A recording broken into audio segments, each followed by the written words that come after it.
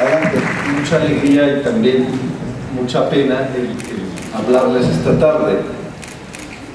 La alegría es por estar entre amigos, no solamente como Sánchez, sino como el señor Herminio Vázquez, con quien compartimos el trabajo y la actividad en el Consejo Pontificio de la Cultura del 98 al 2002 o 2001.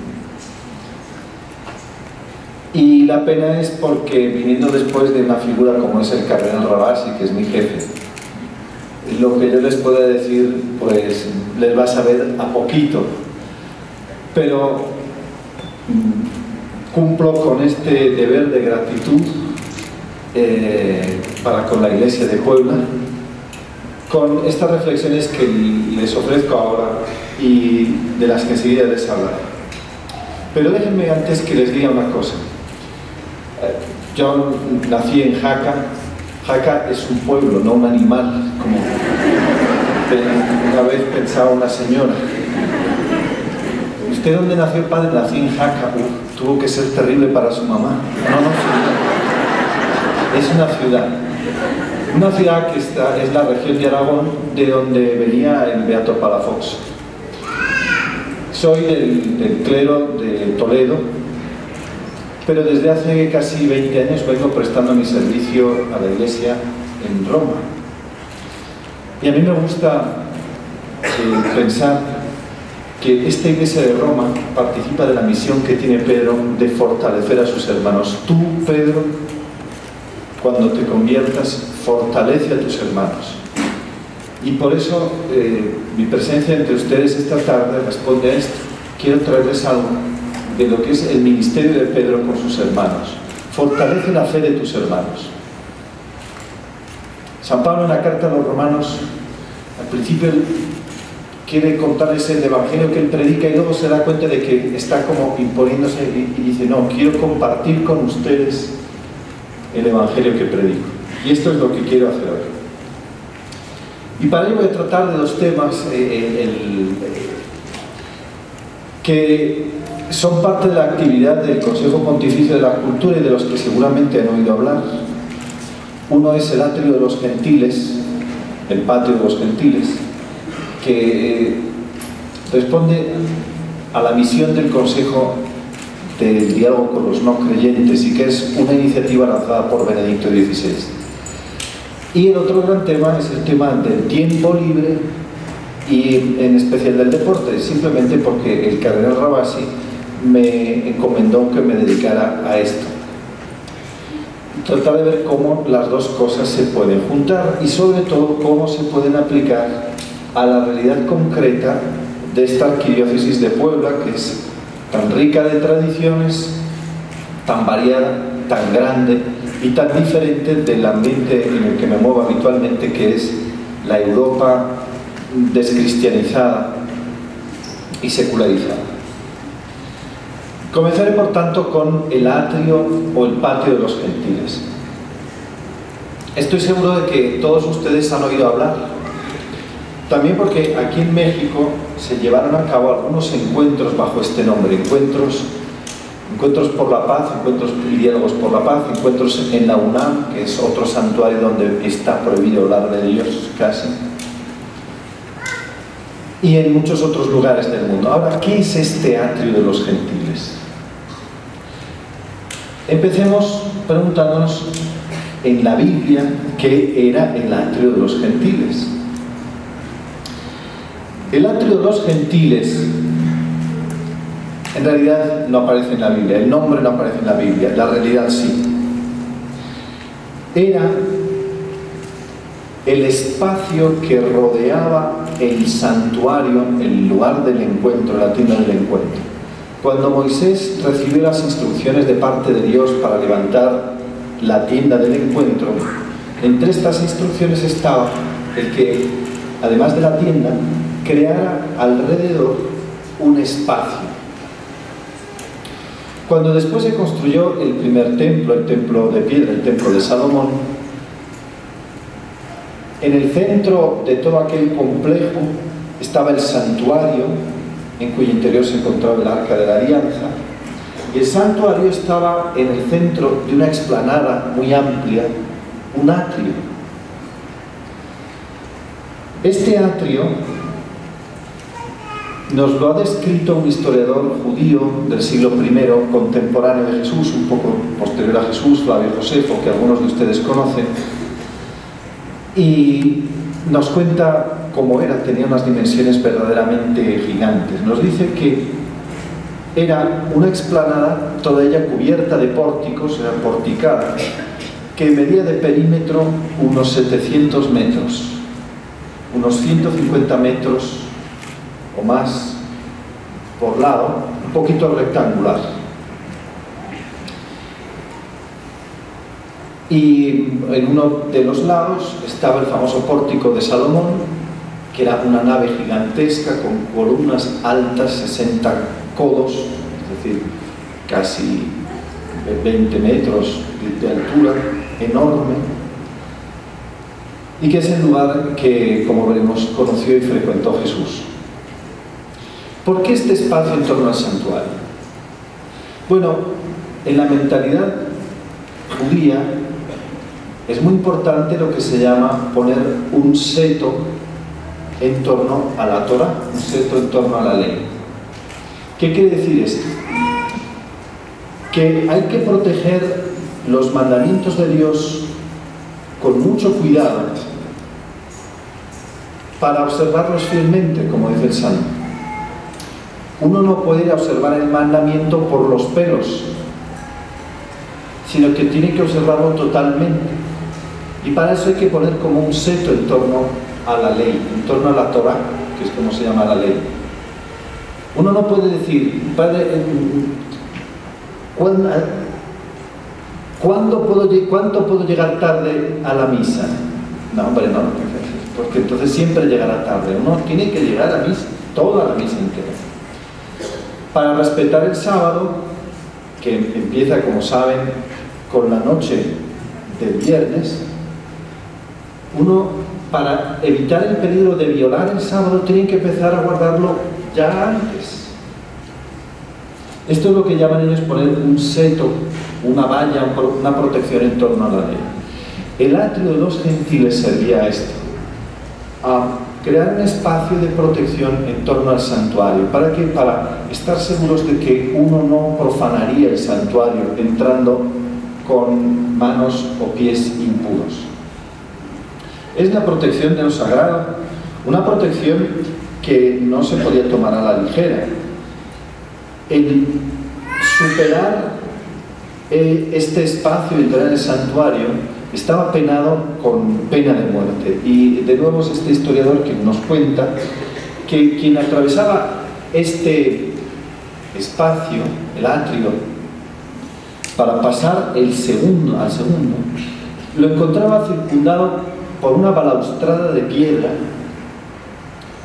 de 3 codos de alto, 1,5 metros, finamente trabajada, en la que a intervalos regulares estaban colocadas unas lápidas escritas en griego y en latín que recordaban la pureza del espacio que había a continuación, para que ningún extranjero entrase en el lugar santo, como se llama el santuario verdadero del templo. Y estas inscripciones decían: ningún extranjero atraviese la balaustrada y el recinto en torno al santuario. Quien lo hiciere será reo de su propia muerte. Sabemos que el apóstol Pablo estuvo a punto de ser linchado, Hechos 22, por la masa, la plebe enfurecida, acusado de haber introducido a un griego, es decir, un no judío, en el área santa. Y que de eso lo salvó el centurión romano. Bien, este espacio, por lo tanto, es un espacio de separación de lo sagrado. Pero el atrio es también el espacio de apertura, porque a esta gran explanada podían acceder no solo los judíos, sino también los no judíos, los incircuncisos o los pertenecientes a otros pueblos. Los otros pueblos, desde el punto de vista de la Biblia, son los gentiles, es decir, los que pertenecen a las gentes, a las otras razas. Eso en latín se dice gentes, de donde viene la palabra gentil, que luego ha dado en español una persona educada, pero en la Biblia los gentiles o las naciones son todos los pueblos que no son el pueblo de Israel, y que desde el punto de vista de un judío son los adoradores de los ídolos, porque no conocen al Dios verdadero, y por lo tanto son los paganos. Por lo tanto, gentiles, naciones, paganos, es lo mismo. El atrio de los gentiles o de las naciones se llama así porque a él sí que podían acceder aquellos no judíos que subían a Jerusalén para adorar al Dios único a su manera. Juan 12 nos habla de un grupo de griegos, es decir, no judíos, que habían subido a adorar a Jerusalén, como el eunuco del que nos habla Hechos 8. Este atrio para nosotros es muy especial. ¿Por qué? Porque es el que conoció Jesús. Cuando los evangelios nos dicen que Jesús se hallaba en el templo, es en este espacio donde se hallaba.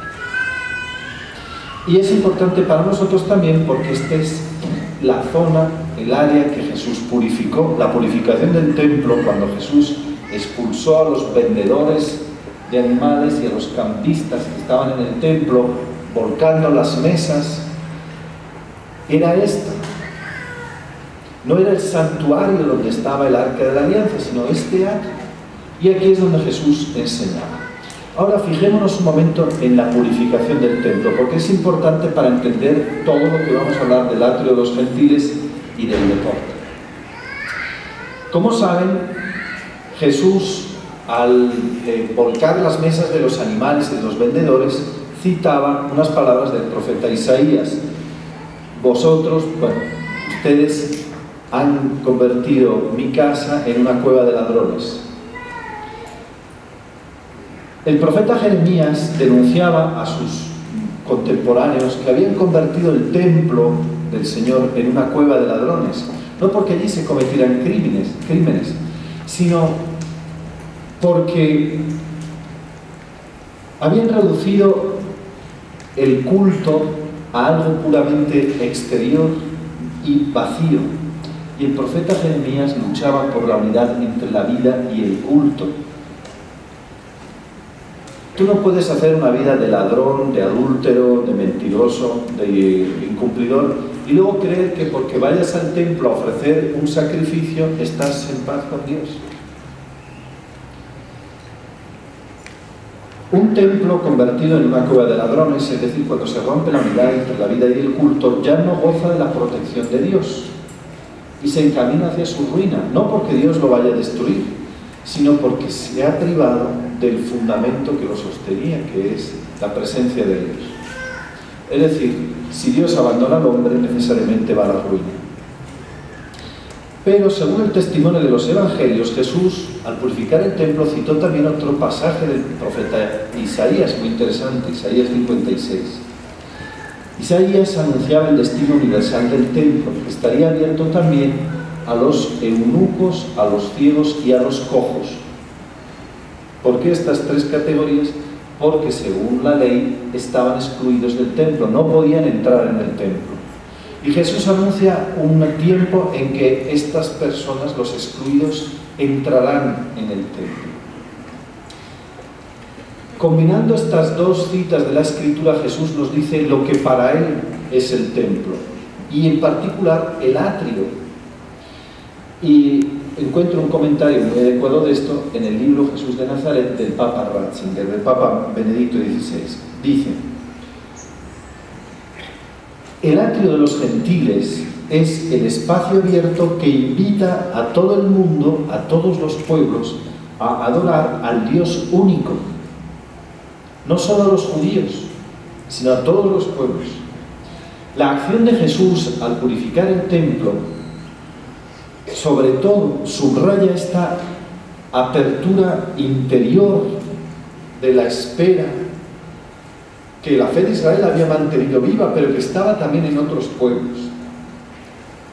Según su palabra, al purificar el templo, es decir, esta explanada, se trataba precisamente de esto: quitar lo que es contrario al conocimiento y a la adoración comunes de Dios, y abrir, por tanto, el espacio a la común adoración. ¿Qué tiene que ser, por tanto, que, según Jesús, el atrio de los gentiles?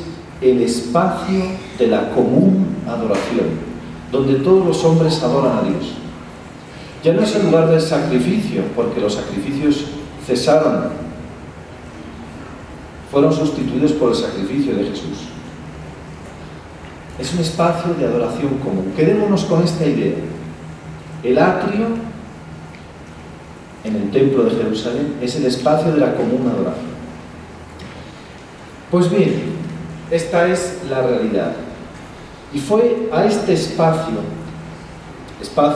de límite con lo sagrado, pero también de encuentro y de apertura, al que se refirió el Papa cuando invitó a la Iglesia a abrir un atrio de los gentiles.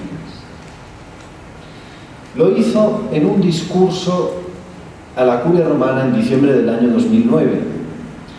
El discurso de Navidad que el Papa Benedicto usaba como una especie de relectura, de interpretación, de comentario a su año de pontificado, y que es muy interesante porque nos dice lo que él consideraba más importante de su año de pontificado. Y aquí, comentando en diciembre del 2009 el viaje que había hecho a la República Checa, dijo lo siguiente, hablando de los ateos y de la acogida que los ateos en la República Checa le habían dispensado. Dijo: me vienen aquí a la mente las palabras que Jesús cita del profeta Isaías, es decir, que el templo tenía que ser una casa de oración para todos los pueblos. Jesús pensaba en el atrio de los gentiles, que desalojó de negocios ajenos a fin de que el lugar quedara libre para los gentiles que allí querían orar al único Dios, aunque no podían participar en el misterio a cuyo servicio estaba dedicado el templo.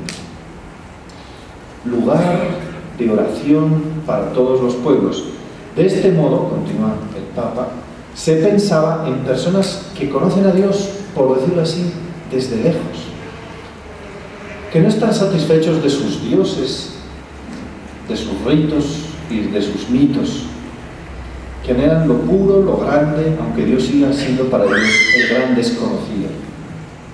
Debían poder rezar al Dios desconocido y, sin embargo, estar en relación así con el Dios verdadero en medio de las oscuridades de sus diversas clases.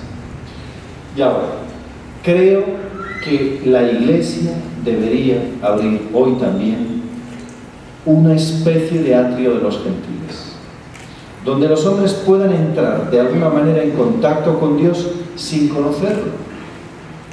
Y antes de haber encontrado el acceso a su misterio, a cuyo servicio está la vida de la Iglesia. Al diálogo con las otras religiones, por tanto, hoy debe añadirse el diálogo con aquellos para quienes la religión es algo extraño, para quienes Dios es desconocido, y a pesar de esto no quieren estar simplemente sin Dios, sino acercarse a Él, al menos como desconocido. Esto es lo que el Papa propuso a toda la Iglesia: abrir un atrio de los gentiles, un patio de los gentiles. ¿Para qué? Para acoger a aquellos que, aunque no creen en Dios, aquellos para quienes Dios es un desconocido y la religión es algo extraño, no quieren simplemente estar sin Dios. Acoger a quienes no creen, salir al encuentro de todos los hombres en la búsqueda común de Dios. Bueno, esto que el Papa Benedicto XVI expone con toda la cultura que tiene, no es en el fondo lo que está diciendo el Papa Francisco cuando habla de salir a las periferias. El Papa es el Papa de la periferia, el periférico, continuamente está hablando de salir a las periferias. Periferias físicas en nuestras ciudades y periferias, como lo llaman, existenciales.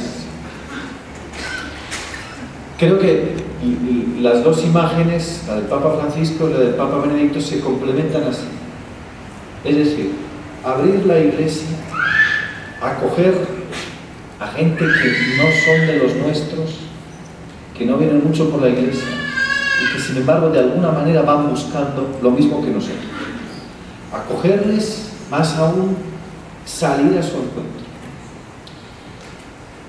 Ahora, como la cita del Papa es larga y es compleja, para entender lo que él quería cuando hablaba del atrio de los gentiles, permítanme que haga algunas aclaraciones o algún comentario a esta larga cita, al atrio de los gentiles, antes de pasar al bloque siguiente, que es el del tiempo libre y el deporte. Bueno, en primer lugar, como ya dije, estas palabras se enmarcan en el comentario a su viaje a la República Checa. La República Checa a ustedes no les dice mucho, pero es uno de los países más secularizados de toda Europa. Es decir, donde los índices de vida religiosa son más bajos en absoluto. La participación en la misa de los domingos, los bautizos, matrimonios religiosos, más bajos. Este primado se lo disputan la República Checa y la antigua República Democrática Alemana. Y a la zaga alemán muchos otros países en Europa. La imagen del atrio, por lo tanto, para el Papa es una imagen que tiene que ver, la sugerencia del Papa, con el diálogo con los no creyentes, con la increencia. Es una preocupación del Papa, que expresa en nombre de toda la Iglesia, por aquellos que no creen. Una preocupación pastoral, en el sentido genuino de la palabra. Y esto me parece muy importante. Miren, el atrio de los gentiles, tengan la forma que tengan después, más que una serie de iniciativas o de actividades o de encuentros, es una actitud interior de acogida, de preocupación y de escucha hacia aquellos que no creen o que no creen del todo o que creen a medias. Sin esto no puede haber un atrio de los gentiles, sea cual sea la forma que tenga. En segundo lugar, Benedicto XVI, cuando habló de atrio de los gentiles, lo hizo en relación con la nueva evangelización. Ya estaban, por decirlo así, en el ambiente, las sugerencias de lo que después sería el año de la fe, el sínodo de la nueva evangelización, etc. Ahora, fíjense, cuando el Papa comenta, cuando hablamos de nueva evangelización, las personas que no creen se asustan o se sienten molestas porque temen perder su libertad, se ven a sí mismas como un objeto de conquista y nadie quiere ser un objeto de conquista, nadie quiere ser un objeto de mercado.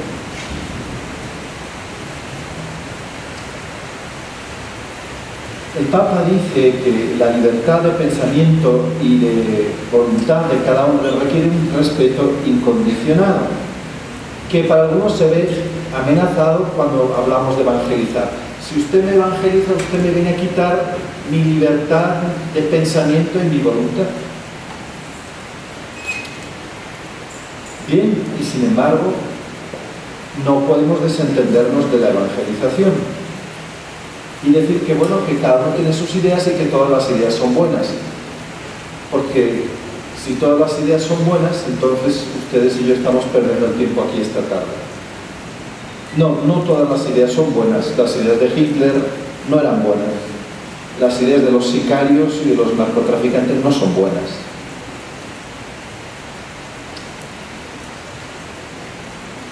¿Qué quiere decir el Papa?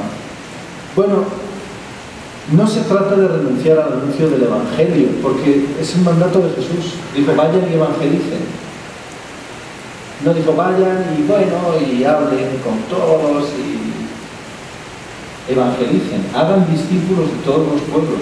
Eso es un mandato.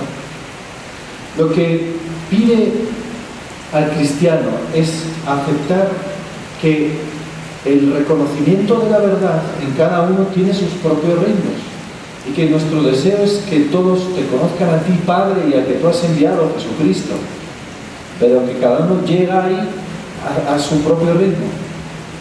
Quisiéramos que llegaran más rápido y algunos tardan mucho, otros solo al final de su vida. Y esto me parece importante. Por lo tanto, el atrio de los gentiles no es exactamente una iniciativa de evangelización, sino en todo caso una iniciativa que prepara la nueva evangelización. En tercer lugar, los destinatarios. El Papa está hablando de agnósticos y de ateos en términos muy generales, pero luego, como han visto, afina un poquito más. Habla de aquellos que sienten la religión como algo extraño y a Dios como un desconocido, pero que no se contentan con el materialismo barato, que no son estos anticlericales de toda la vida que repiten cosas que ya se han dicho muchas veces sobre los pecados y los defectos de la Iglesia. No, gente que a pesar de que no conocen a Dios y que lo consideran un extraño, no quieren simplemente vivir sin Dios. Gente que busca de alguna manera lo puro y lo grande. Y esto me parece importante. A veces hay personas que se confiesan ateas o agnósticas y que sin embargo buscan a Dios con más pasión, con más fuego todavía que nosotros. Y esas personas no están lejos de Dios. Por último, el último aspecto, todo lo anterior lo podemos resumir en torno a lo que llama Benedicto la cuestión de Dios, la búsqueda de Dios. La búsqueda de Dios está presente en todos los hombres. Debemos preocuparnos de que el hombre no descarte la cuestión sobre Dios como la gran cuestión esencial de su existencia. Preocuparnos de que acepte el hombre esta cuestión y la nostalgia que en ella se esconde. Hay quien tiene nostalgia de Dios. Y casi tendríamos que ir despertando esa nostalgia. A esa nostalgia de Dios o de eternidad que tú tienes, yo le pongo un nombre. Y esta cuestión de Dios, al final, es la única que importa. Miren, de aquí no se trata de hablar de si la Iglesia sí o la Iglesia no, los pecados de la Iglesia que ya los conocemos, pasados, presentes y futuros, sino de saber esto, si existe Dios o no. Porque al final todo se resume en esto. Saber si venimos del puro azar de la materia, pero entonces resulta que mi pensamiento, mi libertad proceden de la materia y significa que son irracionales, que yo soy un puro producto del caso, del azar, que estoy aquí pero podríamos no estar y por lo tanto nada tiene sentido, no venimos de ningún sitio ni vamos a ningún sitio. O bien si detrás de todo hay una persona que ha querido que estuviéramos aquí. Al final todo se reduce a esto. Miren, no hay más opciones. Todas las otras opciones al final se reducen a esto. Y esta es una cuestión que tiene también una gran importancia social. No es lo mismo una sociedad construida como si Dios existiera que una construida como si Dios no existiera. Bien, esto es el atrio de los gentiles, la imagen, la realidad, lo que el Papa quiso decir, a quién se dirigía cuando pensaba en el atrio de los gentiles, es decir, aquellos no creyentes que buscan a Dios, y todo esto para que se mantenga viva la cuestión de Dios en medio de los hombres. ¿Cómo juntamos esto con el tiempo libre y el deporte? ¿De qué modo podemos crear en nuestras parroquias, aquí en Puebla, estos lugares de encuentro y de acogida? ¿Cómo puedo abrir yo un atrio donde acoger a los que no vienen por la Iglesia?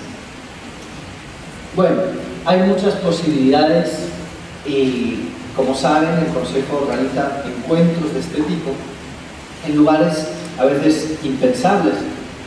Monseñor Herminio Vázquez se refiere a los países escandinavos, donde no es que esté prohibido hablar de Dios por ley, es que se considera un tabú social. Uno puede hablar en público de cualquier cosa, puede hablar en público tranquilamente de sexo. De lo único que no puede hablar es de Dios. Si uno saca el tema de Dios en una conversación con amigos, dicen, bueno, esto es de mal gusto, esto son cosas privadas. Yo hubiera pensado que lo que era privado eran las intimidades de alcoba. En cambio de Dios se debía hablar en público, pero es al contrario. Bueno, pues ahí se organiza un encuentro de estos, pero estos son a un nivel muy alto. Se habla con miembros de la Academia Sueca de Ciencias, que es quien concede el premio Nobel, o en el Instituto de Francia, en París, cuyos miembros se llaman a sí mismos literalmente los inmortales. Bueno, y aquí en Puebla, Sierra Norte o la Mixteca, en la ciudad de Puebla, ¿qué hacemos? ¿Qué ateos hay en mi parroquia? Piensan ustedes. Bueno, no es que haya ateos, es gente que no viene a misa, ¿no? Pero ateos aquí, ¿quién hay? ¿No? Entonces, ¿qué atrio de los gentiles voy a organizar? Bueno, quedémonos con la idea. Y yo les propongo ahora esto, y es la cancha de deporte. Yo vengo de Italia, que es donde vivo, y como saben los que han estado por allí, los que conocen la iglesia en Italia, hay una realidad en la iglesia italiana muy importante que son los oratorios. Ahora, oratorio aquí es un lugar donde se va a orar. En Italia, si usted pregunta por el oratorio, lo mandan a la cancha. El oratorio de San Juan Bosco era todas las cosas que hacía con los muchachos para sacarlos de la calle, para enseñarlos a tocar instrumentos, a jugar, a correr. En Italia el oratorio son las actividades de tiempo libre y sobre todo el deporte, y por lo tanto cuando uno habla de oratorio habla de los campos de fútbol de la parroquia, campos de fútbol, la cancha de básquet y de fútbol en la parroquia. No hay parroquia que no tenga sus canchas, que se llaman el oratorio. En el norte, sobre todo, donde esto es más vivo, tienen su tarjeta de socios, tienen hasta 1000 socios, 1000, 2000 socios que pagan su cuota y se entrenan, hay campeonatos. El día de la final de Copa Italia, en el Estadio Olímpico de Roma, yo estuve presidiendo la final del campeonato de los oratorios italianos. Está feo decirlo así, pero Cristo Rey derrotó al Espíritu Santo. La parroquia de Cristo Rey derrotó al equipo de la parroquia del Espíritu Santo. Bien, esto es una iglesia de Italia que lleva mucho tiempo trabajando a esto gracias a la intuición de los santos educadores. Empezando por San Felipe Neri, que es quien inventa el oratorio para arrancar a los muchachos de la calle, de los vicios, de la delincuencia de la calle. ¿Qué hace? Pues se los lleva de paseo, se inventa de todo. Inventó la peregrinación de las 7 iglesias, de esa manera los llevaba a pasear, los cansaba, veían las iglesias de Roma, las catacumbas, les daba una catequesis en cada lugar, comían juntos en el campo, les enseñó a tocar instrumentos y de ahí viene el género musical del oratorio, que después da lugar a la ópera, al canto lírico. Santos como San Juan Bosco creó el oratorio festivo. San Leonardo Murialdo, el fundador de los Padres Josefinos, y uno de los últimos beatos, el beato Don Pino Puglisi, un sacerdote mártir asesinado por la mafia. Para arrancar a los muchachos de las garras de la mafia se dio cuenta de que tenía que inventarse cualquier cosa, ¿no? y el deporte y las actividades de tiempo libre es siempre el mejor instrumento. Bueno, ¿qué podemos hacer, por tanto, en nuestras pobres parroquias, sin medios ni posibilidades? Pues yo creo que se nos abre aquí un campo de acción muy importante. Echemos a volar la imaginación. ¿Y si abriéramos un espacio así? En muchos casos la cancha es municipal, es del pueblo o del colegio. Pero ¿por qué no usarla como prolongación de la catequesis?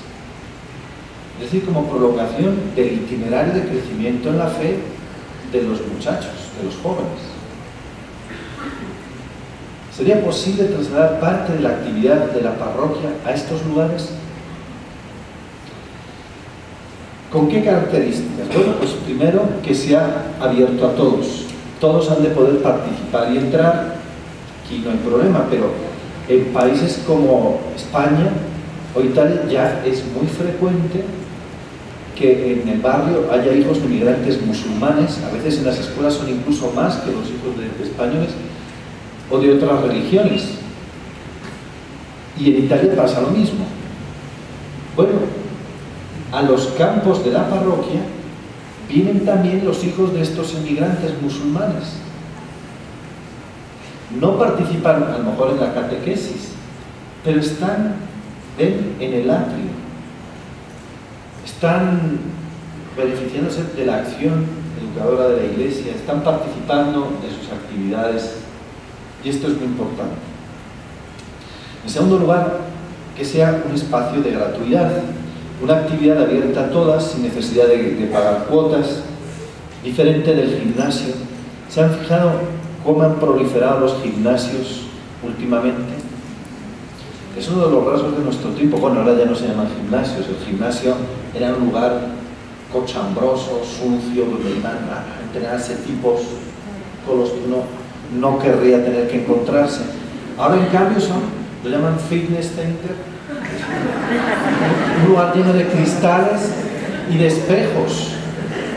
Cristales para que se vea desde la calle y espejos para que uno pueda verse a sí mismo.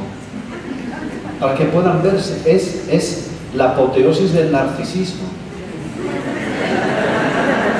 Bueno, ahí sí que les cobran por entrar.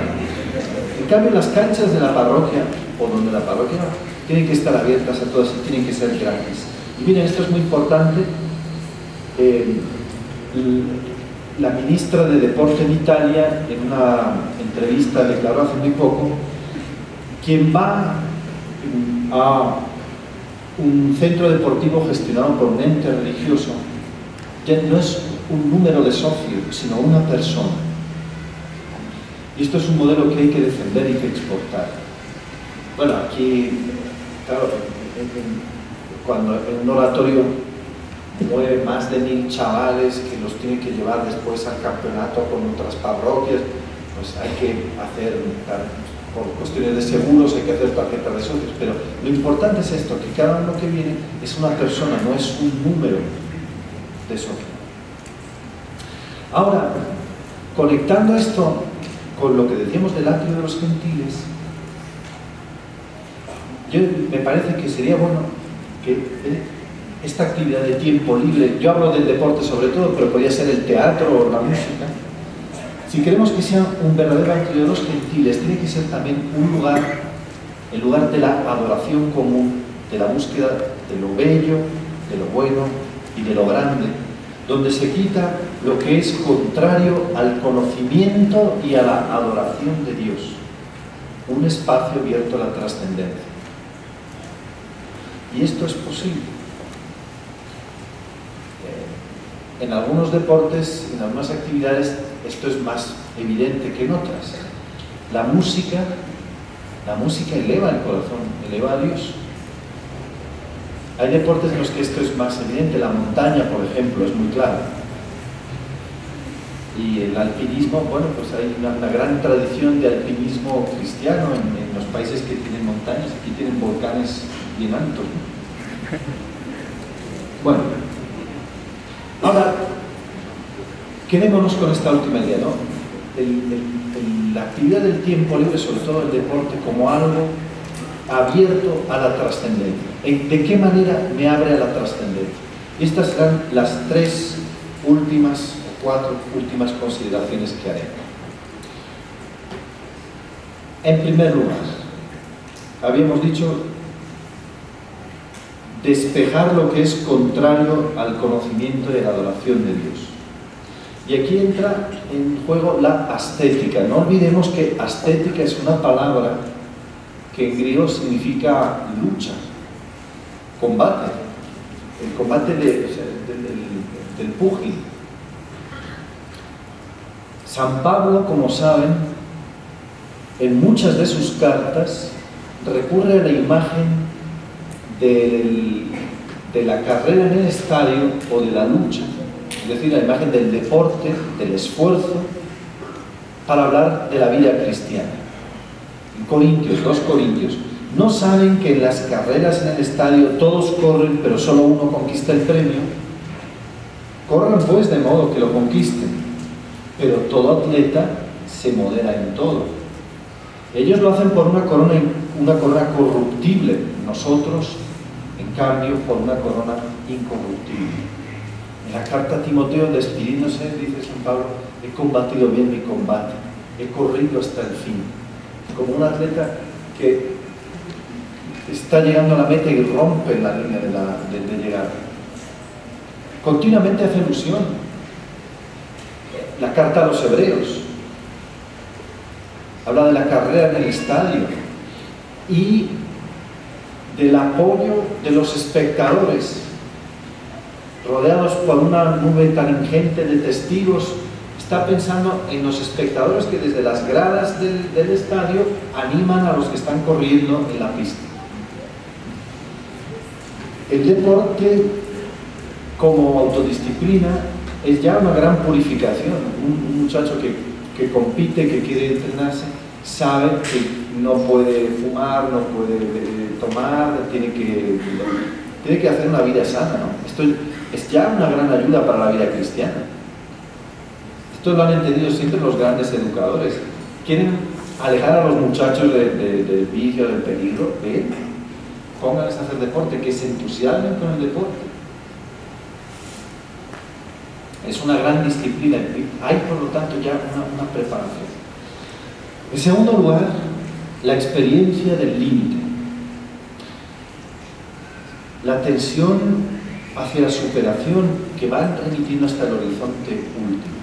Sabemos también, claro, de las tentaciones del orgullo, de la autosuficiencia y del narcisismo que hay en el deporte. Les hablaba antes de los fitness centers. Es curioso, la gente no va a estos lugares para estar más sano, ni para estar más fuerte, sino para estar más bello, para lucir mejor tipo. Bueno, el gimnasio de la palestra era un lugar al que uno va para estar fuerte, para estar sano, ¿no? Ahora se va para lucir bien. Y esto es verdad, son tentaciones. Y también el límite que hay en el deporte lleva a querer superarlo por medios ilícitos. Y aquí está el escándalo del doping cada 2 por 3. En el ciclismo, en el fútbol, en la atlética. Los escándalos que rodean al fútbol y al deporte cada tiempo, ¿no? Partidos trucados, partidos amañados. Pero, indudablemente, la experiencia del límite es una gran ayuda para conocerse a sí mismo. Permítanme que les cuente una historieta que a su vez cuenta Martin Buber, un filósofo judío alemán, comentando una historieta de uno de estos rabinos de la Europa Oriental, el rabino Shneur Zalman, a quien uno, para ponerlo a prueba, le preguntó: ¿por qué, si Dios sabe todo, preguntó a Adán, ¿dónde estás? Querían pillarle en un renuncio. Dios sabe todo, ¿Qué necesidad tenía de preguntar a Adán dónde estás? Ya sabía Dios dónde está. Entonces responde el rabí, fíjense en la sabiduría que hay. En todo momento, Dios interpela al hombre: ¿dónde estás tú en el mundo? Dios dice, por ejemplo, mira, son ya 46 años que vives, ¿dónde estás? Dios quiere provocar en el hombre una reacción que solo una pregunta así puede suscitar, a condición, claro, de que la pregunta lo golpee en el corazón y que el hombre se deje golpear en el corazón. Bueno, no es esta la actividad física, el deporte, el momento ideal en el que uno se plantea: ¿tú dónde estás en el mundo? ¿Qué has hecho de tu vida? ¿Dónde estás tú en el mundo? Una última dimensión, la del juego. Se ha dicho que el deporte y la música son los dos grandes lenguajes universales. La música, uno entiende la música de cualquier cultura, será distinta, pero la entiende. El juego, vayan ustedes a cualquier lugar del mundo con un balón, echen un balón a los muchachos, se ponen a jugar, no necesitan más. Y no es una casualidad que en muchas lenguas tocar un instrumento se diga jugar un instrumento, en inglés, en francés. Sonar un instrumento se dice to play. Y esto es porque pertenecen a la misma relación de dimensión, a la misma dimensión humana, de relacionarse con la realidad de manera gratuita. Se juega para jugar. El juego no persigue un fin. ¿Para qué juega uno? Para jugar. Es verdad que el juego tiene sus reglas, pero uno no juega para conseguir nada. Es verdad que cuando hay una competición es importante la motivación de la victoria, pero si entre amigos nos juntamos para echar unas pataditas al balón, nos juntamos para eso, simplemente para echar unas pataditas al balón. Y este es el verdadero espíritu del olimpismo y el sentido de la frase aquella tan manida de lo importante no es ganar, sino participar, es decir, jugar. Y esto, miren, es muy importante, es muy interesante que en los últimos años en la teología haya reaparecido la categoría de juego precisamente en la teología de la creación para explicar las relaciones entre Dios y la creación. En lugar de la imagen habitual de Dios como el gran relojero que diseña el mundo, compone el mecanismo del mundo, le da cuerda, el reloj tiene que estar ajustándolo, podemos explicar la relación entre Dios y el mundo como la de un juego. El libro de los Proverbios, capítulo 8, al terminar la presentación de la sabiduría, dice: yo era sus delicias cada día, las delicias de Dios, y jugaba con la esfera de la tierra poniendo mis delicias entre los hijos de los hombres. La sabiduría creadora, que identificamos con el verbo, jugaba con el mundo. Jugar significa dar libertad y respetar unas reglas. Y esto quizá, la combinación de libertad, plasticidad, contingencia, nos permite remontarnos al gran juego de Dios con la naturaleza y con la creación. Y una última consideración, la cuarta, el acompañamiento. Esta no la tengo escrita, pero viéndolos a ustedes no puedo por menos que decirlo. El acompañamiento.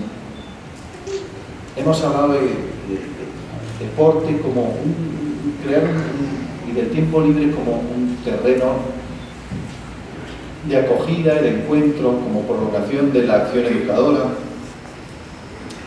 Pero aquí la figura clave es la de educador. Y cuando hablo de educador, pienso en los vicarios parroquiales jóvenes, que tienen tiempo para dedicarse a los muchachos. Pienso en los catequistas y en las catequistas, en las religiosas que están aquí.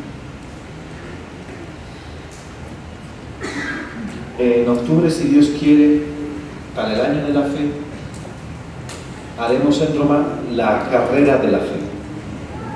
100 metros de carrera y de fe es una pista de atlética en la vía de la Conciliación para llegar a San Pedro. No nos dejan armar la pista dentro de San Pedro. Bueno, pero está bien. Vamos corriendo hacia el lugar de la confesión de la fe, que es la tumba de Pedro. Y cuando me preguntaron cuál sería su deseo, monseñor, el mío, ver a un cardenal en traje de deporte haciendo esos tiros. O a una religiosa. O a un padre.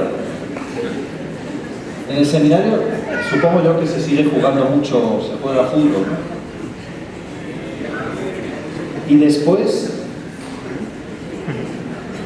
miren, estuve en una diócesis colombiana hace poco dando charlas al clero, ayudando al obispo Fabio Duque, que fue compañero de monseñor Emilio Vázquez y mío. Me impresionó mucho que después de la pausa de la comida los padres se juntaban para echarle unas patadas al balón y unas canastas y volvían, era como volver al seminario por las cosas que decían, los gritos bueno, esto lo perdemos muy rápidamente. Claro, si nosotros no lo hacemos, ¿cómo vamos a contagiar a los muchachos? Pero es un gran instrumento educativo. Bueno, yo he hablado más de la cuenta. Dejaremos para después un turno de preguntas para las inquietudes que hay. Yo les agradezco infinitamente su paciencia y quedo a su disposición para las preguntas en el turno.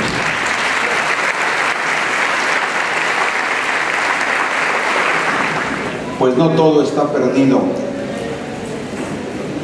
No toda postura vale lo mismo, pero toda persona merece respeto. Toda persona tiene una dignidad y por eso, aunque esté equivocada, todo en aras de la humanidad merece nuestra atención. Me congratulo de estar aquí y compartir esta experiencia con el señor Melchor, porque como decía Gandhi, la paz se construye con la paz. Y este es un acto creador de cultura, un espacio de encuentro para dialogar. Vamos pues a comenzar con el diálogo. ¿Quién tiene alguna pregunta? Buenas tardes. Solo quiero preguntar, ¿cómo mezclar al deporte con el conocimiento de Dios sin que sea grotesco para los demás? Bueno,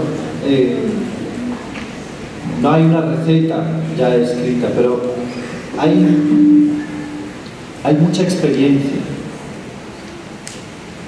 Hay mucha experiencia.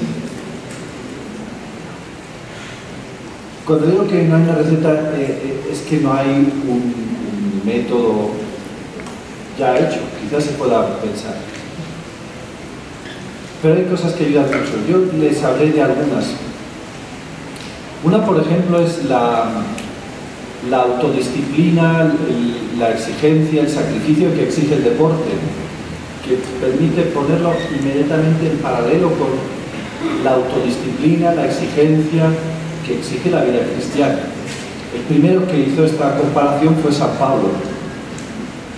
San Pablo era de ciudad, nuestro Señor Jesucristo era de campo, era campesino, y por eso las imágenes que pone son siempre de realidades campesinas. El grano de trigo, los pajaritos, las ovejas. San Pablo, en cambio, era de ciudad. Y las imágenes y las metáforas que usan se refieren a la vida de la ciudad, y sobre todo al estadio, que era típico de la vida urbana de las ciudades griegas donde él creció.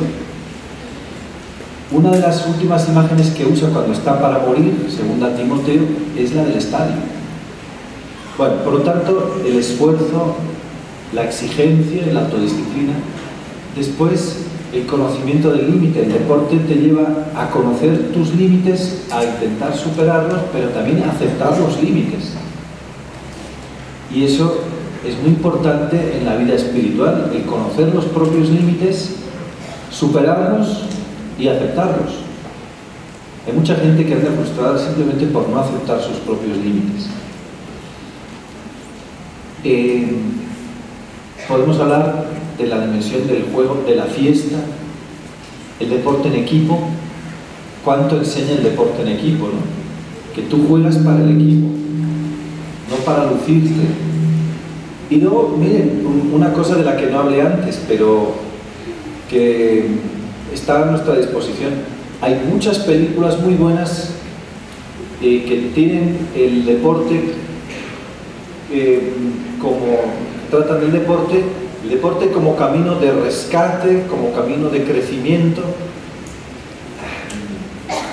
Bueno, las hay de muchos tipos, ¿no? Una última que están estrenando ahora, creo que se llama 12, es el primer jugador de béisbol que jugó en la Liga Profesional de Béisbol en Estados Unidos, el primer jugador negro de béisbol en la Liga Profesional de Estados Unidos. Es un film muy bonito, como ese hay muchos otros, ¿no? Que hablan de cómo el deporte lo ayuda a uno a crecer, a superar, a mejorarse. Y eso prepara el terreno para la acción de Dios. Rotura el campo para que después la semilla pueda caer en tierra buena. Yo creo que eso es lo principal que puede hacer, en lo que puede ayudar el deporte. ¿Por qué, o cómo se entiende la secularización de Checoslovaquia, Alemania del Este? Y la otra, ¿por qué en Noruega se tiene miedo a hablar en público de Dios? ¿Es por respeto o por rechazo? Bueno, las raíces históricas son muy profundas. Se remontan a los siglos XV, XIV y XV, a una herejía que surgió en Bohemia, que es parte de la República Checa, la herejía de de Hus, los husitas, y que fue reprimida con mucha dureza por la autoridad secular, o sea, por la autoridad civil. Estas cosas dejan heridas a veces muy profundas. Cuando se instauró el régimen comunista, que fue el régimen más represivo de la religión en toda esa región, encontró un terreno que en realidad estaba abonado desde hacía tiempo. En la República Checa fue donde persiguieron mayor número de sacerdotes, donde clausuraron mayor número de iglesias, etc. Aunque hay que decir que la otra mitad del país, que somos un poco más grandes, conocimos como Checoslovaquia, Eslovaquia en cambio fue al contrario. Era una zona mucho más católica, y lo es, y de hecho son el día y la noche. Pero bueno, por responder a su pregunta, las causas inmediatas de este proceso de secularización son el régimen comunista. Un régimen que trató de extirpar completamente de la conciencia el nombre de Dios, trató de arrancar las costumbres religiosas, persiguió sacerdotes, torturó y encarceló. En cuanto al miedo a hablar de Dios en los países escandinavos, no es que esté prohibido por ley, les decía, es que es como un tabú, pero no solamente en esos países escandinavos, pasa en muchos otros sitios. Es un rasgo propio de la cultura occidental que llega también incluso a nuestros pueblos y a los ranchitos, porque la televisión lo difunde. Y aunque hay cosas que nos parezca imposible que pasen en nuestros pueblos, llegarán, porque llega la televisión y la gente ve la televisión. En una casita muy pobre faltarán muchas cosas, pero hay una parábola así de 3 metros de diámetro que compró el hijo que se fue a Estados Unidos, ¿no? Entonces está llegando esta cultura al corazón de nuestras comunidades, una cultura, una anticultura muy secular. en la que cada vez se habla más desvergonzadamente, más abiertamente de sexo, de la vida sexual, las costumbres sexuales, y en las que cada vez se habla menos de Dios. Miren, una cosa que a mí siempre me sorprende, en Italia, hablo de Italia, los actores de películas pornográficas salen en los programas de televisión, actores y actrices, como si fueran grandes estrellas. Pero bueno, cosas de las que uno debería avergonzarse. Un actor de estos debería avergonzarse. No, los presentan en público como grandes estrellas y hablan con toda naturalidad de sus cosas. En cambio, hablar de Dios en un programa de estos sería considerado como de mal gusto. Por eso digo que es una perversión. Resulta que cosas de las que uno debería avergonzarse de hablar se hablan en público sin problemas. Y en cambio, Dios es como una cosa privada. Bueno, eso son tus ideas, eso es una opinión privada. Y esto va llegando poco a poco. En algunas sociedades muy secularizadas, como son los países del norte de Europa, pues esto, digamos, ha cundido más, ha aprendido más, pero va llegando poco a poco.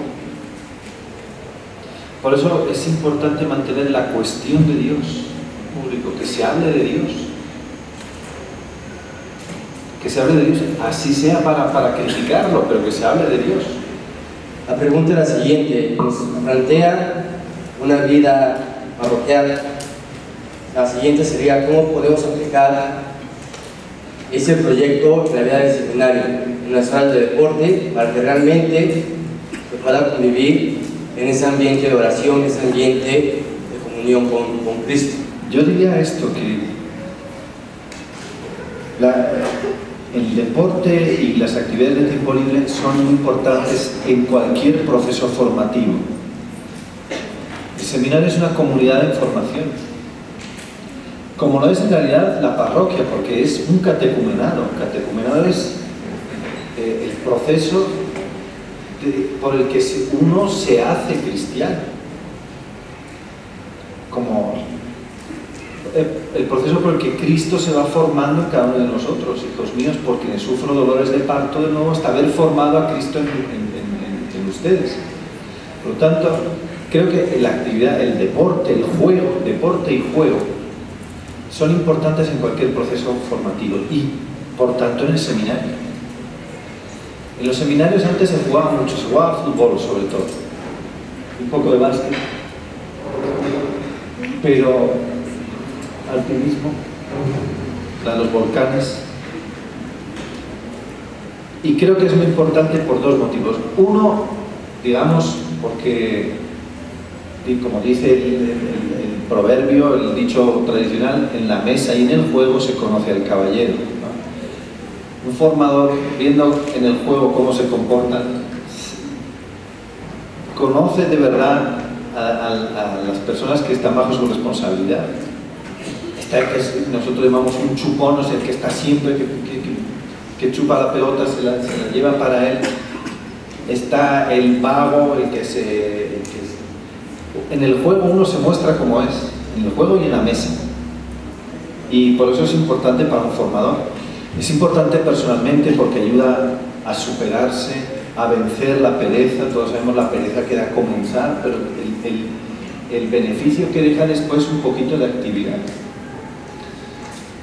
Y en tercer lugar, no solamente por el beneficio personal para cada uno, una vida sana y también un poco de ejercicio físico, sino para aprender cuando yo después me encuentro en una parroquia, cómo puedo organizar esta actividad. Y habría que aprender no solamente a jugar, sino a enseñar a jugar. Enseñar a jugar. Es decir, cómo dirigir un poquito de actividad deportiva. Lo que digo del deporte vale también para otras actividades que podemos llamar de ocio y de tiempo libre. Por ejemplo, la música. La música, los seminarios han sido escuela de grandes músicos, porque se enseñaba enseñaba música, se enseñaba a tocar un instrumento, no solo la guitarra, ¿no? Sino algún instrumento ya un poco más sofisticado, más elaborado, el piano, en fin. Pero sí es importante. Y también en las casas de formación de religiosas y de religiosos, compatiblemente con la espiritualidad de la regla, pero me parece que es importante. Hay formas muy delicadas, muy suaves, pero muy benéficas. Miren, los chinos, con estos ejercicios que hacen por las mañanas en las plazas, están los ancianos haciendo estos ejercicios así, de movimientos muy delicados, muy suaves, que ayudan mucho. Y yo quería preguntarle, bueno, usted decía que entender esto del arte de los gentiles es una actitud interior, ¿no? Sobre todo.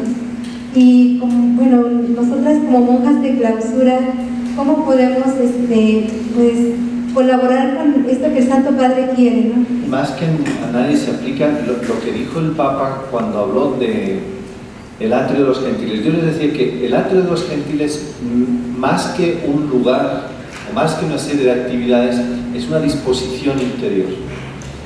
Y es que el Papa mostraba su preocupación por estas personas. Miren, les voy a leer parte de la cita que omití en mi intervención, en el discurso en el que el Papa por primera vez habló del atrio de los gentiles. Y decía así: considero importante sobre todo el que también las personas que se declaran agnósticas y ateas deben interesarnos a nosotros como creyentes. Cuando hablamos de una nueva evangelización, estas personas tal vez se asustan. No quieren verse a sí mismas como objeto de misión ni renunciar a su libertad de pensamiento y de voluntad.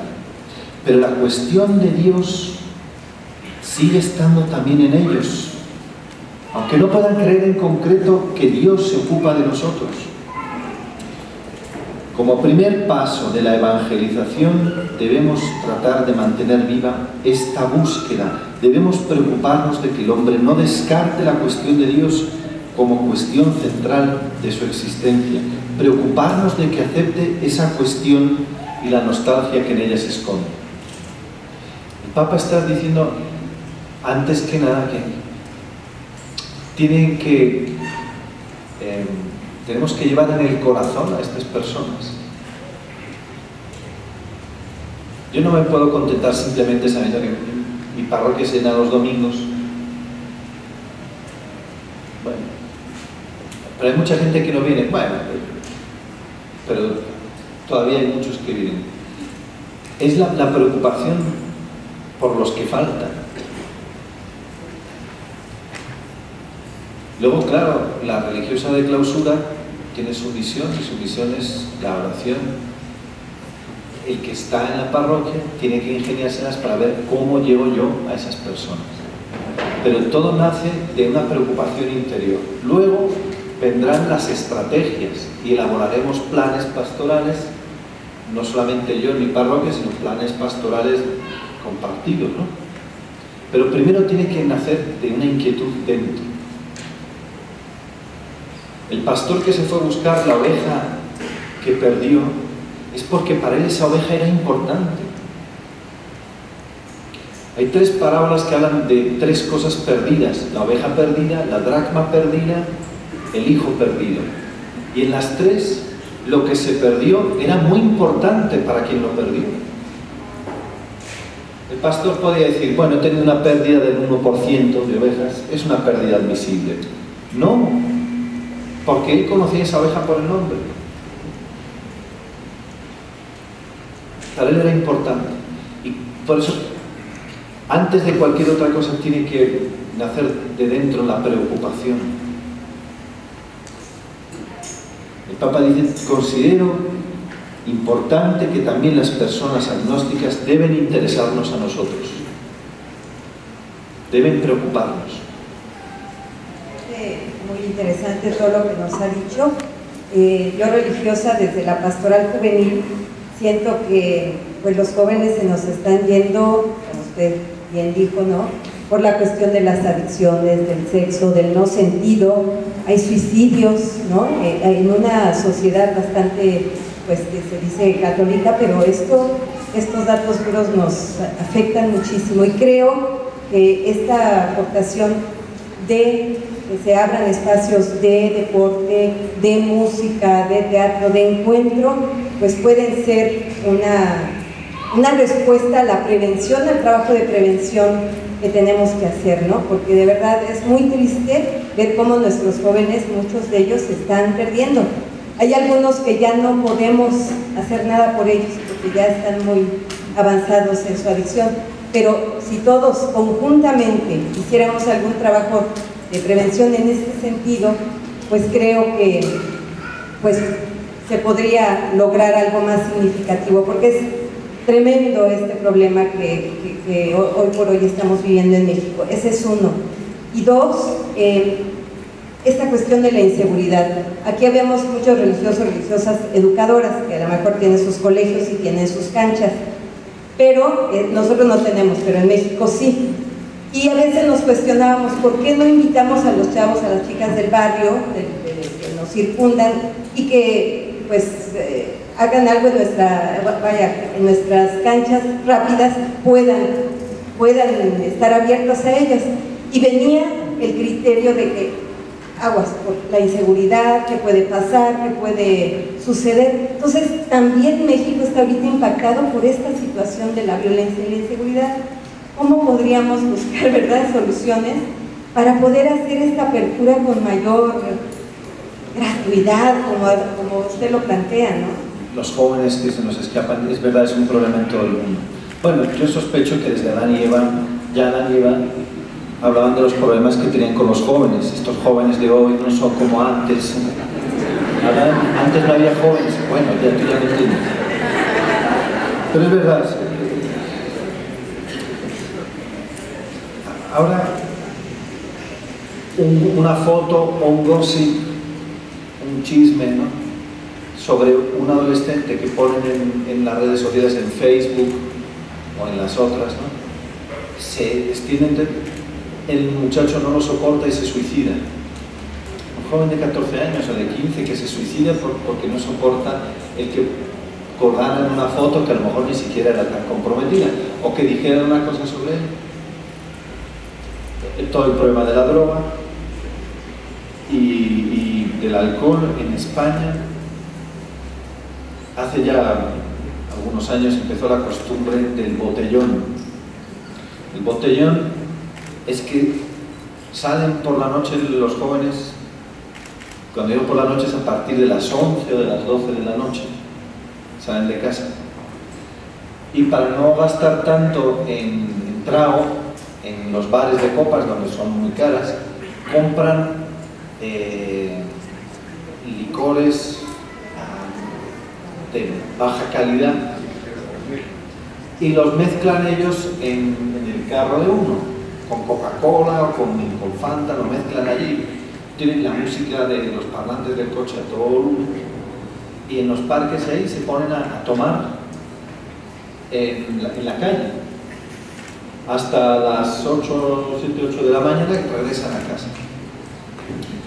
Aparte de los problemas de cirrosis hepática a la que se van a enfrentar estos muchachos, porque eso es sistemático todos los días de semana. ¿Cómo va a ir a misa uno que regrese a casa después de haber estado tomando toda la noche a las 8 de la mañana? Es imposible.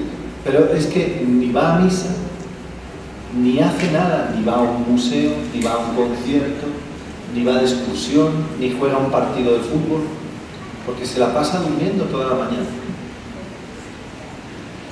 Y eso es muy grave, es uno de los fenómenos sociales más graves que hay ahora, que hay en España: la emergencia, alcohol, pastillas, droga y todo lo que se puedan imaginar.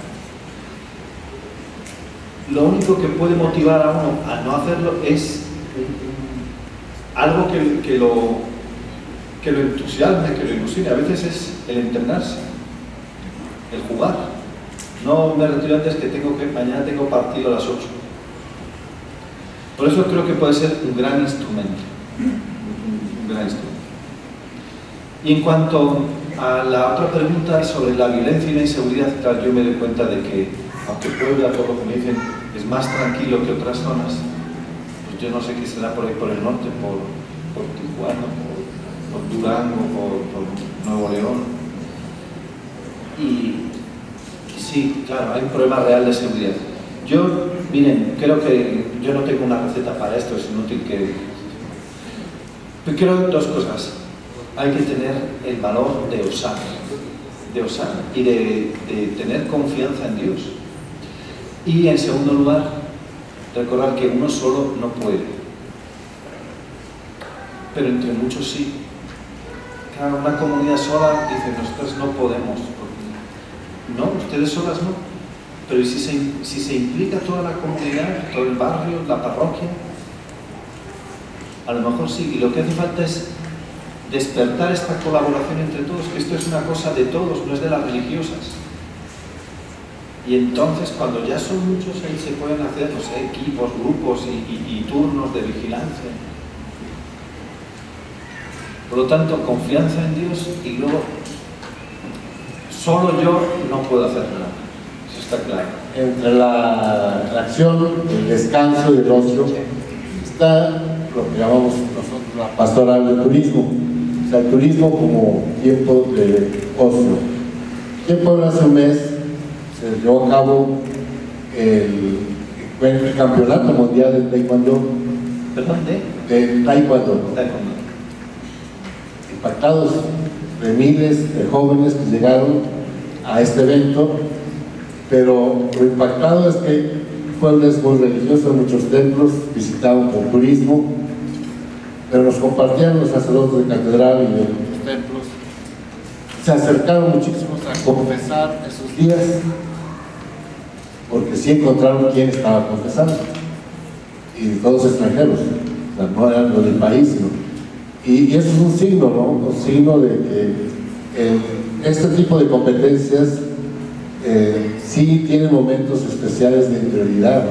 Sobre todo este de Taekwondo, pero a veces no estamos preparados nosotros en las parroquias de ofrecer esto que andan buscando en estos eventos masivos o multitudinarios, no solo los participantes, competidores, sino también los asistentes, ¿no? Que vienen de otros lugares, aprovechar, conocer una ciudad tan religiosa como es Puebla.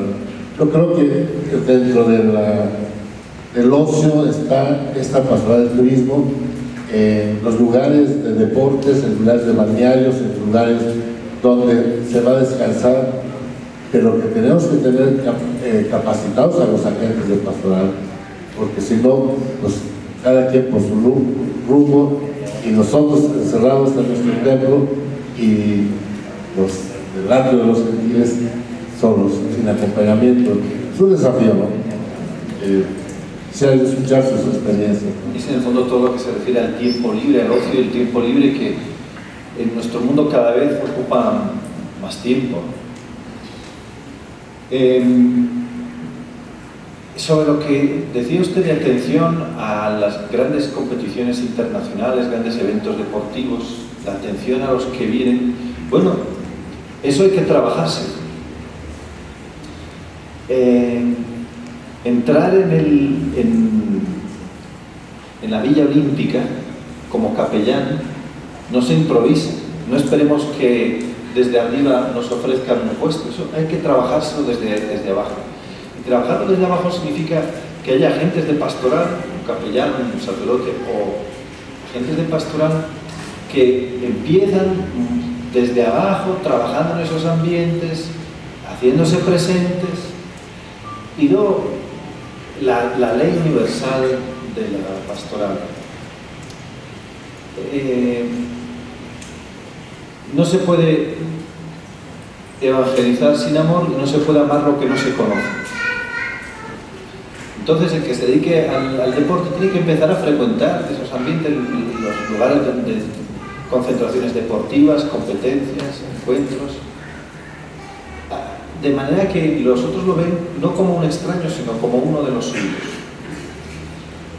Y tratar de abrirse camino. Pero claro, esto es requiere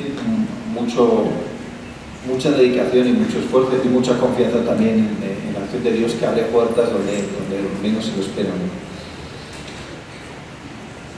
Una de las cosas que los medios resaltaron más en las Olimpiadas de Londres fue la dimensión religiosa de los atletas.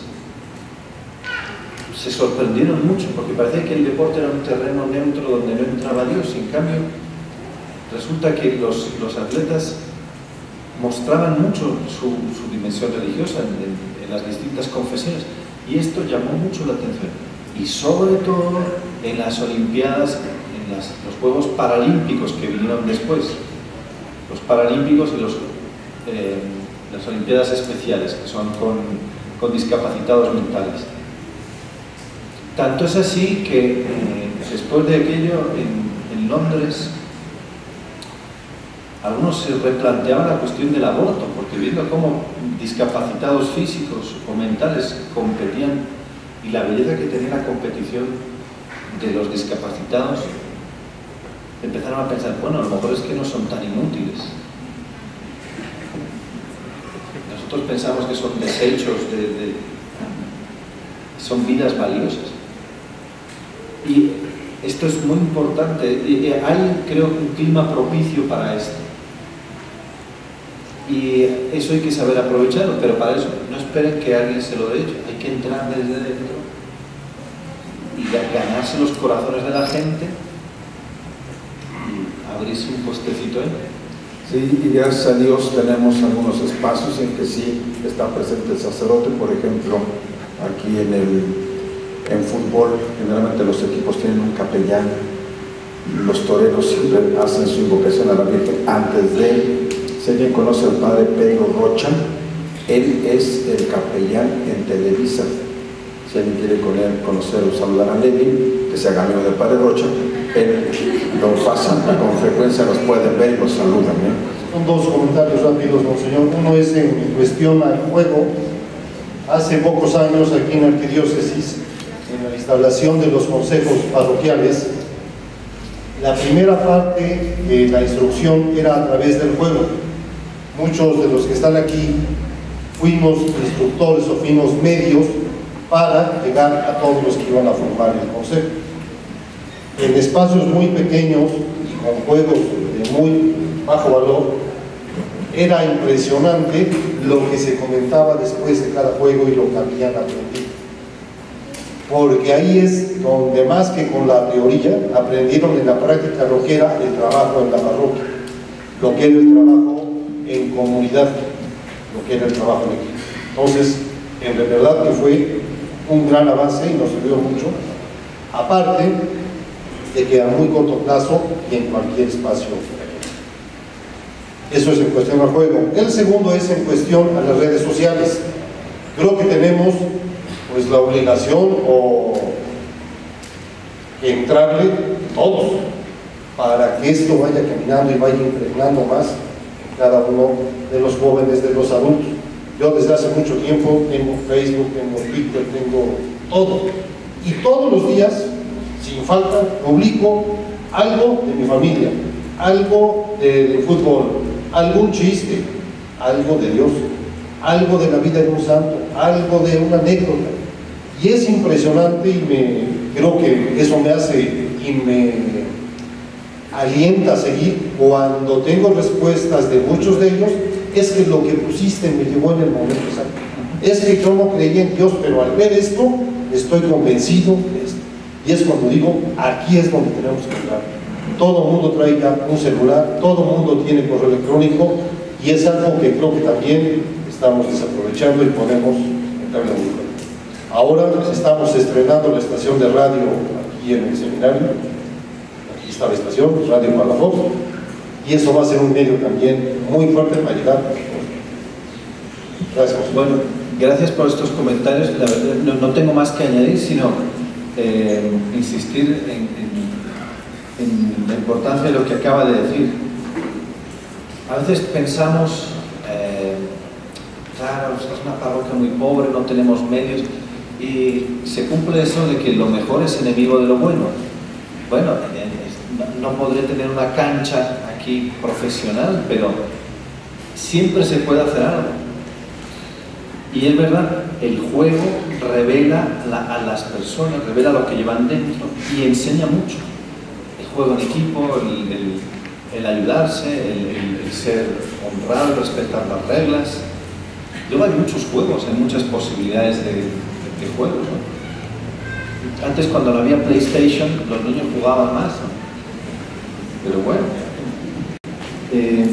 Por tanto, juego, estoy de acuerdo. Y integrarlo en la actividad pastoral de la parroquia, no como una cosa aparte, ¿no? Porque a veces pasa, y esto es un peligro que hay en Italia tienen los medios, pero a veces se ha perdido el entusiasmo inicial. Entonces, la parroquia tiene unas canchas, ¿qué hace con las canchas? Pues las alquila, las renta, y gana un dinerito, y la renta a grupos de amigos que van allí a echar una partidita después del trabajo. Bueno, ahí se perdió de vista cuál era la finalidad. Bien vengan unos pesitos, ¿no?, para la parroquia, pero esa no fue la finalidad. Era un instrumento educativo.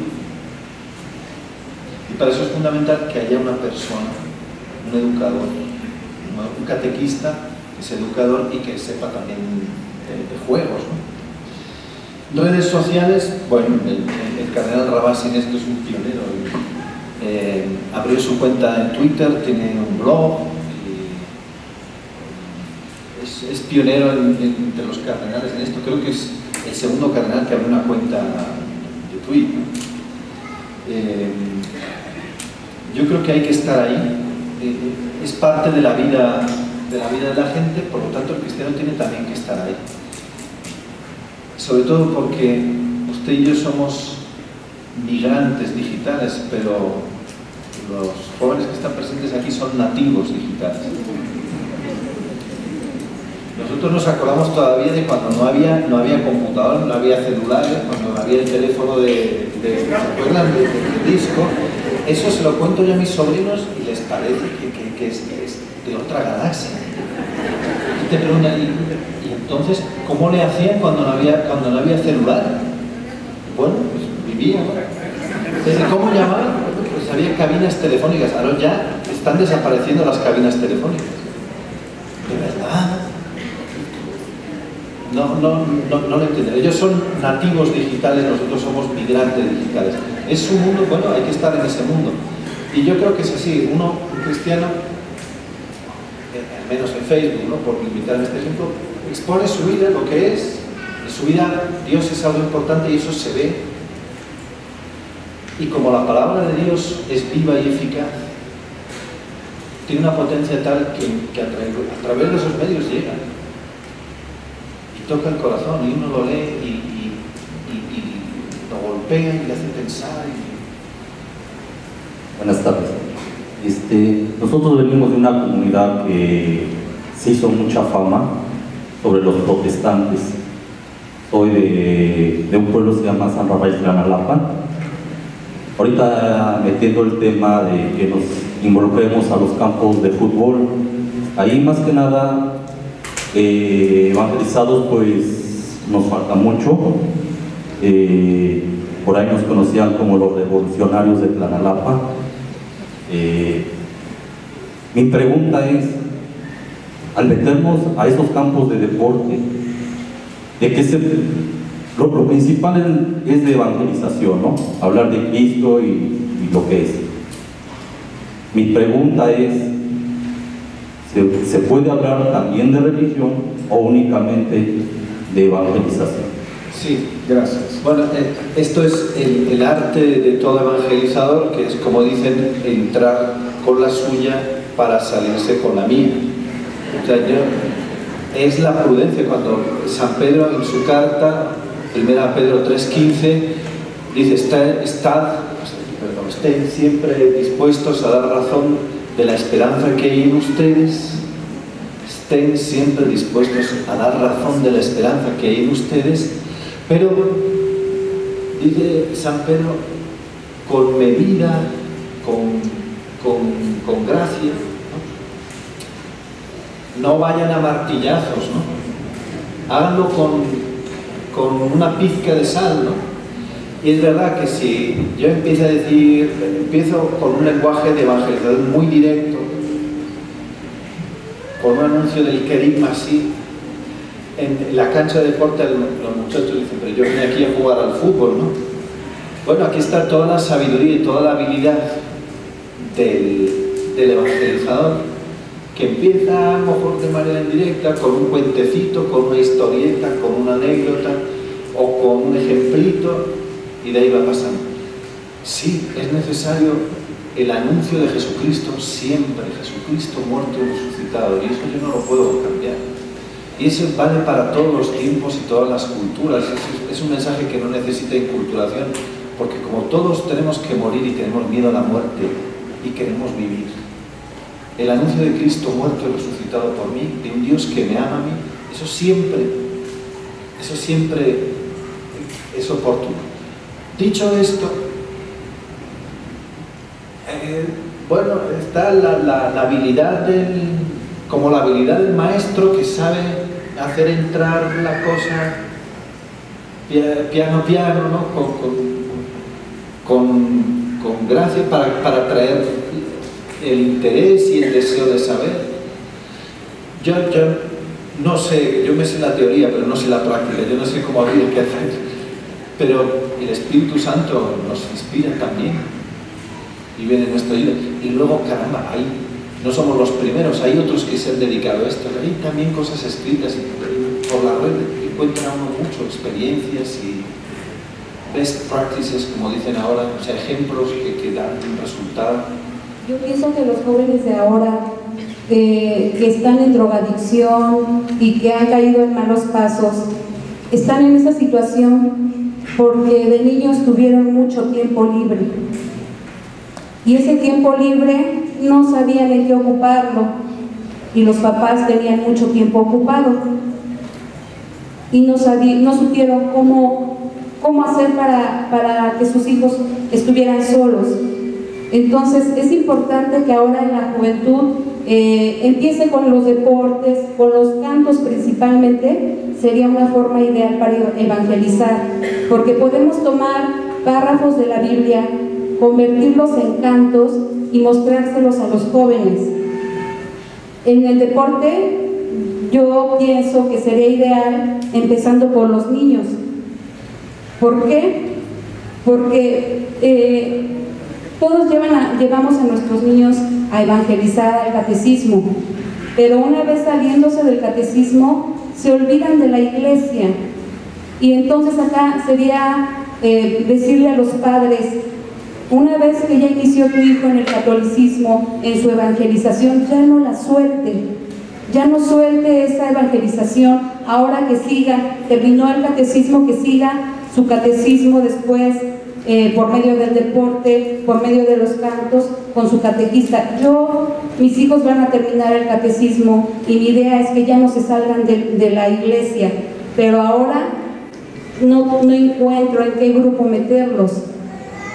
Entonces sí es ideal que siga el deporte, los juegos en los niños, porque es la mejor forma de evangelizarlos.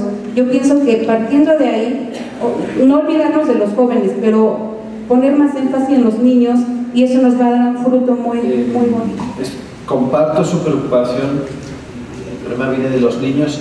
Ahora no piense que es un problema de hoy, porque San Juan Bosco se encontró el mismo problema en 1800 y tanto, y San Felipe Neri en la Roma del siglo XVI. Y si vamos atrás en el tiempo, el problema este ha existido siempre.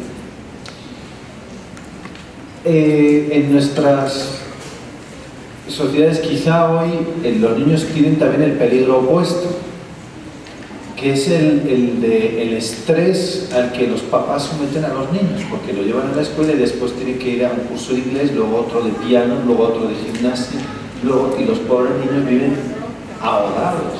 Déjenle al niño, hombre, señora, déjenle al niño que respire. Yo creo que, como en todo, ahí tiene que haber un sano equilibrio entre una cosa y otra. Y es verdad, hay que empezar con los niños, hay que seguir con los jóvenes y continuar con los adultos. Ahí un ejército de pensionistas, de jubilados, que no saben cómo ocupar el tiempo, sobre todo los hombres, porque las mujeres saben cómo tienen que ocupar el tiempo, les toca. Mi mamá no se ha jubilado, mi mamá sigue teniendo que limpiar, cocinar. Bueno, y esto que he dicho del deporte y del tiempo libre vale también para ellos.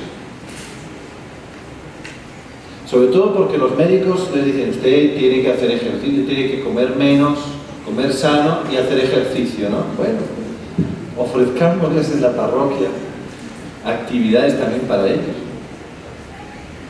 Lo que quiero decir, y yo creo que con esto me parece que ya tengo que terminar, no quería hablar del deporte, sino de abrir la parroquia, salir a las periferias de la gente e integrar todas estas actividades que son buenas, que dan frutos, que enriquecen al hombre, integrarlas en la actividad pastoral de la parroquia o de las comunidades. Esto es. En el fondo se trata de ayudar a las personas a crecer, como dice San Pablo en Efesios, hasta la plena madurez de Cristo. Y eso es crecer en el cuerpo y en el alma, porque el hombre es uno en cuerpo y alma. Y esto es todo. Monseñor, muchas gracias porque nos ha dejado que es claro que es un tiempo.